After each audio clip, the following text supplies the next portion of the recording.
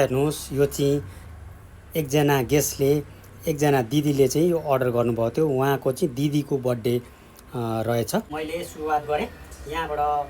यो बेस हालिन्छ यसमा, र यो चाहिँ सिरुप हो जुन चिनी र पानी मिक्स गरेर र लेमन हालिएको, जुन यसमा चाहिँ हल्का लेमन फ्लेभर रहेको छ।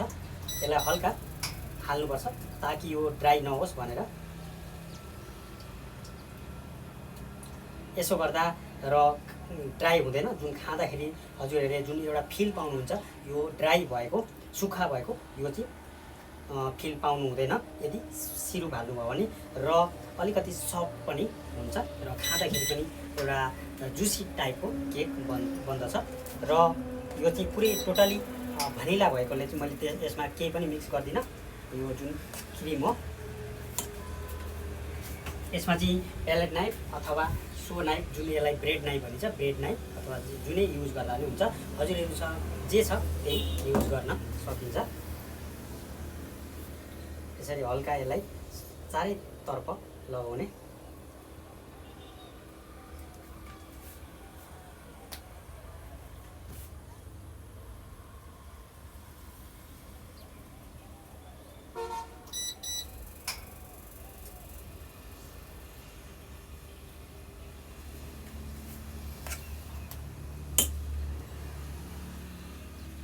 र म चाहिँ यसमा जुन बजारमा हजुरहरूले पाउन सक्नुहुनेछ जुन यो बेसभन्दा पनि अझै मोटो क्रिम युज हुन्छ, तर म चाहिँ क्रिम युज गर्दिनँ, धेरै क्रिम युज गर्दिनँ, हल्का क्रिम युज गर्छु। र यहाँबाट फेरि अर्को यो जुन बेस छ यो चाहिँ अलिकति छोटो छ, त्यो चाहिँ सबैभन्दा माथिको बेस हो, त्यही भएर यसमा यसलाई चाहिँ बिचमा हाल्दा हुन्छ।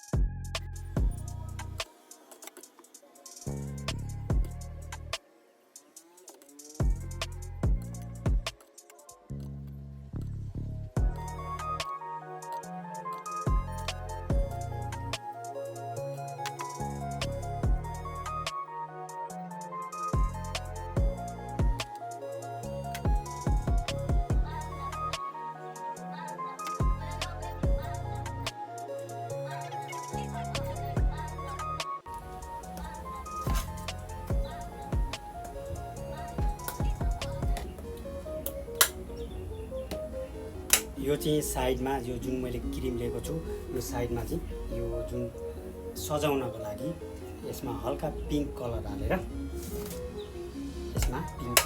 मिक्स गर्ने र साइडमा यसलाई सजाउनको लागि युज गर्ने चाहिँ पिङ्क कलर हो। यो पिङ्क कलर हो, अलिकति धेरै हाल्नु पर्दैन, अलिकति हाल्दा हुन्छ।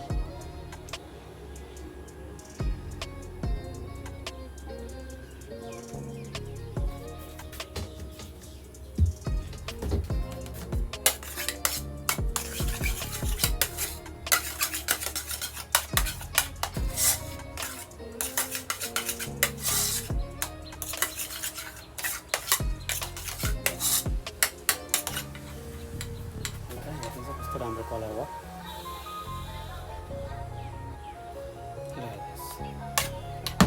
Piping bag